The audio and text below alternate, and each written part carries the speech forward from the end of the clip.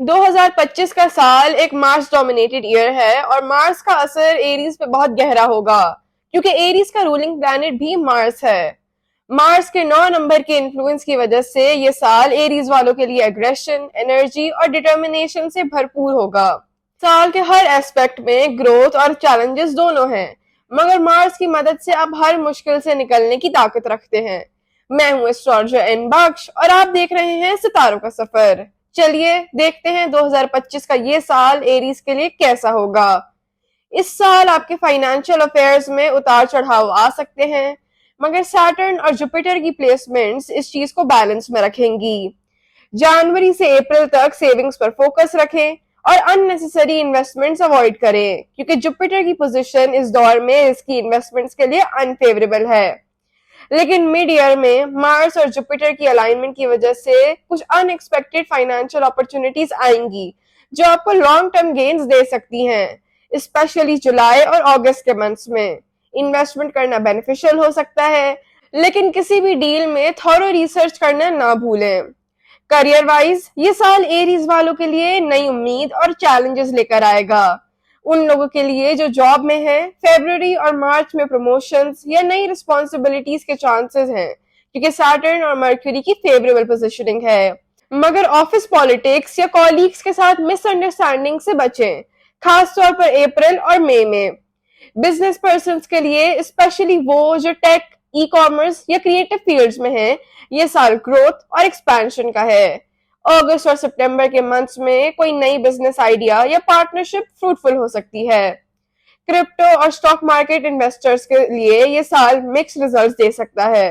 जनवरी और जून के months risky investments के लिए सूटेबल नहीं है, लेकिन जुलाई से अक्टूबर तक कुछ अच्छी अपॉर्चुनिटीज मिल सकती हैं। जुपिटर और मार्स की अलाइनमेंट से high risk high gain situations बनती हैं, मगर अपनी रिस्क टॉलरेंस का भी ख्याल रखें। लॉटरी वगैरह में इन्वेस्ट करने से बचना बेहतर है क्योंकि शॉर्ट टर्म रिटर्न्स फेवरेबल नहीं है। लव लाइफ में एक्साइटमेंट और डीप कनेक्शंस बनने का मौका मिलेगा।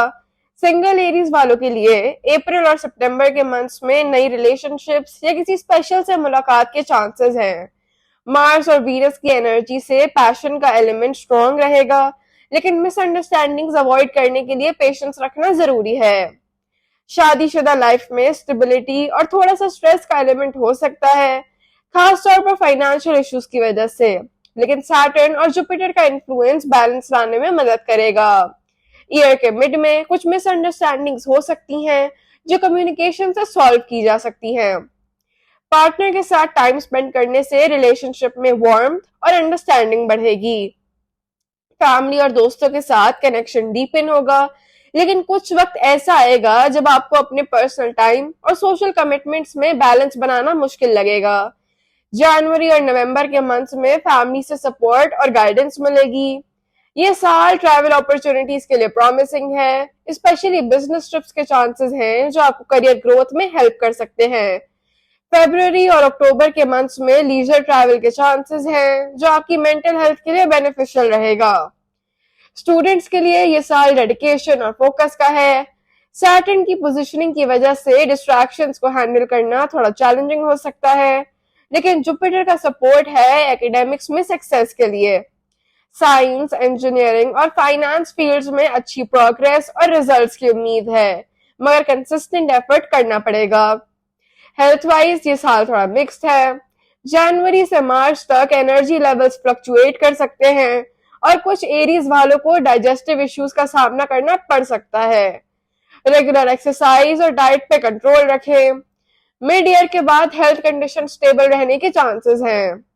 ये था 2025 का डिटेल्ड फॉरकास्ट एरीज वालों के लिए। ये साल मार्स के इन्फ्लुएंस के साथ नई एनर्जी और चैलेंजेस लेकर आया है, मगर आपके अंदर हर चैलेंज को टैकल करने का दम है। अगर आपको ये प्रेडिक्शंस पसंद आए तो लाइक और शेयर जरूर करें और चैनल सितारों का सफर को सब्सक्राइब करना ना भूलें। मैं हूं एस्ट्रोलॉजर एन बख्श। मिलते हैं अगले स्टार साइन के साथ।